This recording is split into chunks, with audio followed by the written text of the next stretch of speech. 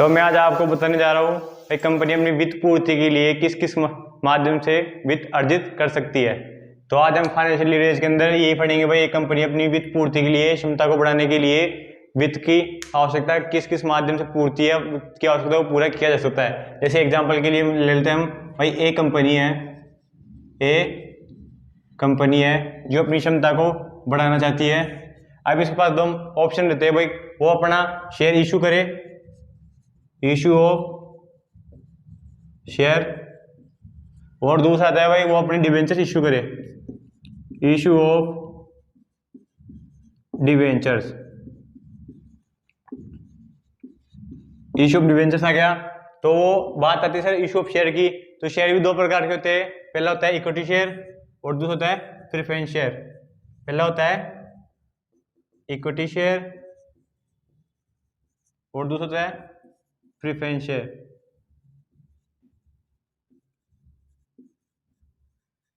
Equity share में equity share holders को लाभों में हिस्सा प्राप्त होता है।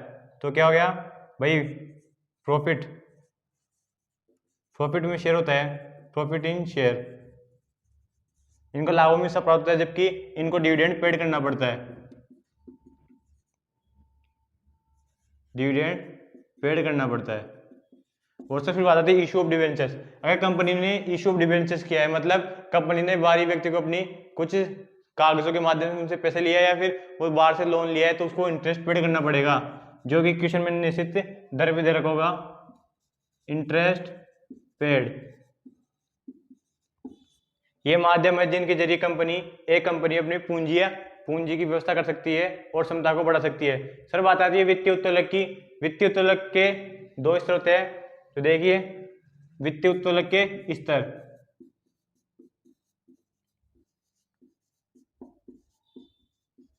वित्तीय उत्तोलक के स्तर जैसा कि आपको नॉर्मली पता है, एक होगा उच्च स्तर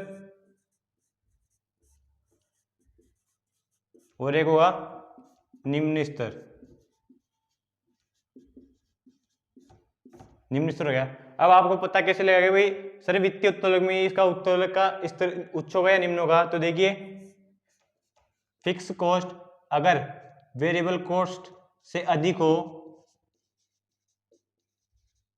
तो उसमें होगा क्या, वित्तीय उत्तोलक का उच्च स्तर, और फिक्स कॉस्ट वेरिएबल कॉस्ट से कम हो तो उसमें होगा क्या, निम्न, वित्तीय उत्तोलक का निम्न स्तर।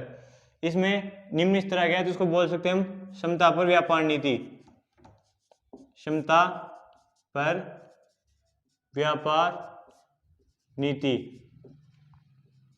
Trading on equity on equity.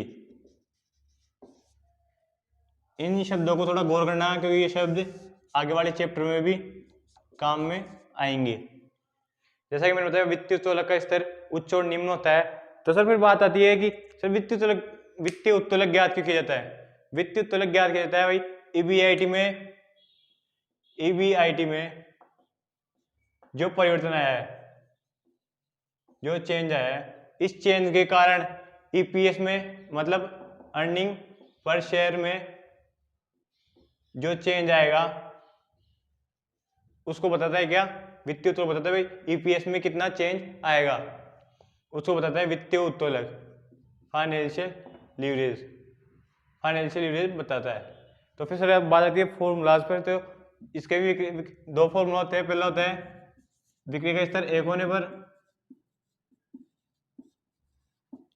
विक्रय का स्तर एक हो। अब इसमें आता है पहला ईबीआईटी अपॉन ईबीटी, मतलब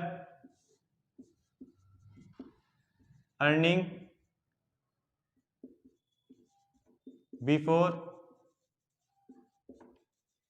इंटरेस्ट एंड टैक्स, और ईबीटी मतलब अर्निंग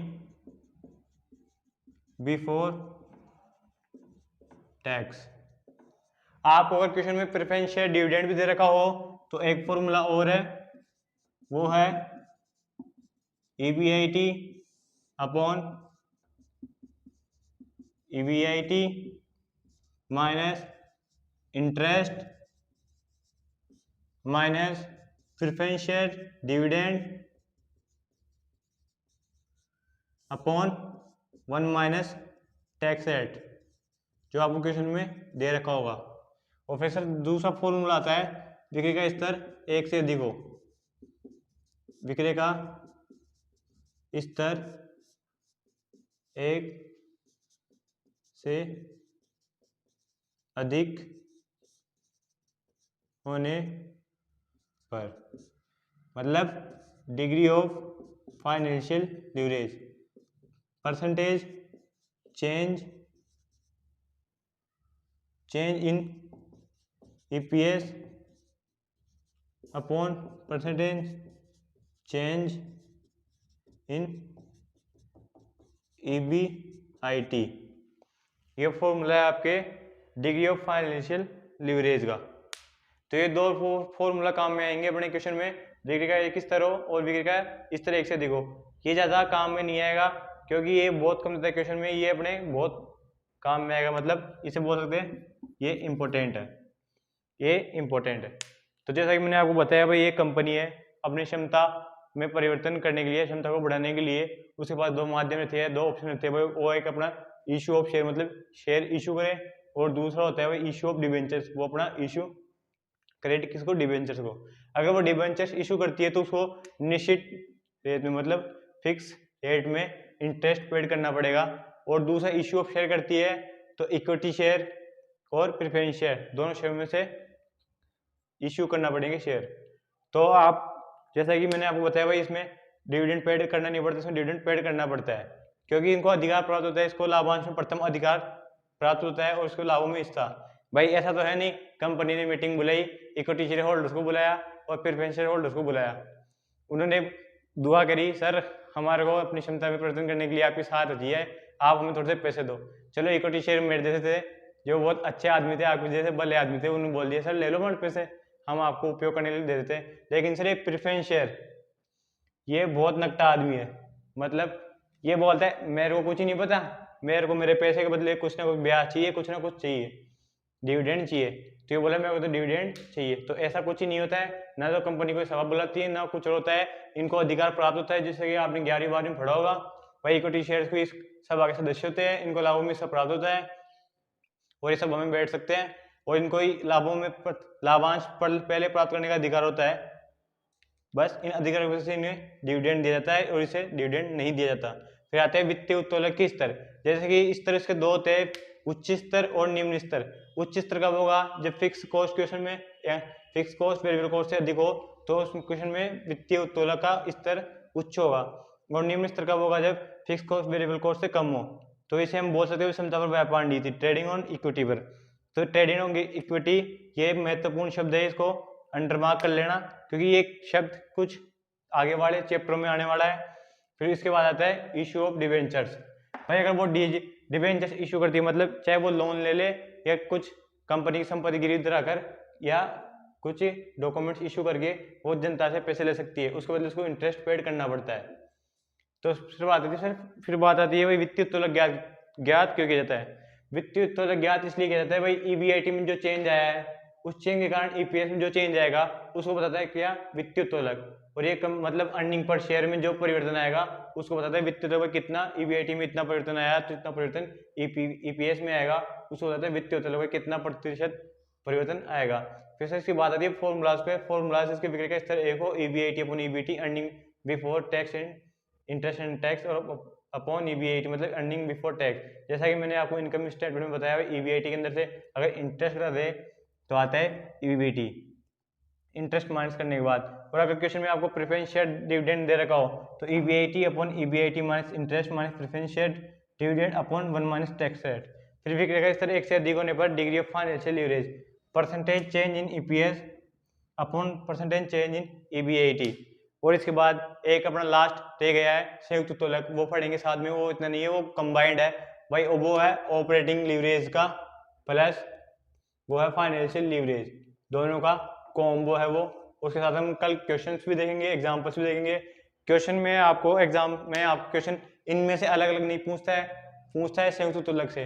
भाई ऑपरेटिंग लीवरेज भी ज्ञात करो, फाइनेंशियल लीवरेज भी ज्ञात करो और संयुक्त लीवरेज भी ज्ञात करो। और एक आता है आपके तटस्थता बिंदु, एक पॉइंट और है तटस्थता बिंदु, इंडिफरेंस पॉइंट। इंडिफरेंस पॉइंट एक ऐसा स्तर होता है जहाँ ये मतलब ईबीआईटी का एक ऐसा स्तर होता है जहाँ ईपीएस समान आते हैं, सभी के ईपीएस समान आते हैं। तो इसका फॉर्मूला हो सकता है, देखिए इसका फॉर्मूला क्या बनेगा। ताकि एक टॉपिक और था इंडिफरेंस पॉइंट, तटस्थता बिंदु।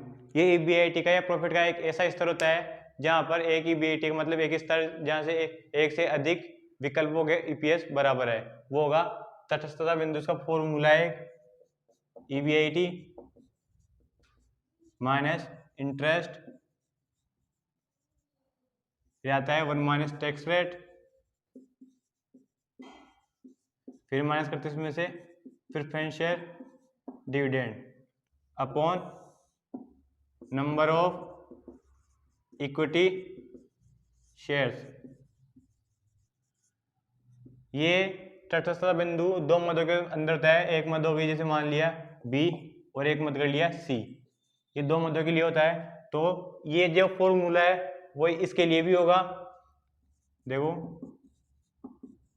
EBIT minus interest 1 minus tax rate minus preference share dividend upon number of equity share. एक मद में से दूसरे मद का मतलब कंपैरिजन करना पड़ेगा, भाई कौन सा ईबीआईटी का किस तरह ऐसा होगा जहां दोनों का ईपीएस समान है, वो इस तरह आपको ज्ञात करना पड़ेगा यहाँ पर तटस्थता बिंदु के अंदर। वो फिर अपना एक टॉपिक हो रहता है संयुक्त उत्तोलक। संयुक्त उत्तोलक जैसा कि मैंने आपको बताया operating leverage plus financial leverage का कॉम्बो है वो। तो कल अपन थोड़ा सा जानेंगे इसके बारे में, क्या कंबाइंड लीवरेज के बारे में थोड़ा सा पढ़ेंगे, फिर अपन चलेंगे सीधे एग्जाम्पल्स पे और क्वेश्चंस पे। आज के लिए बस इतना ही।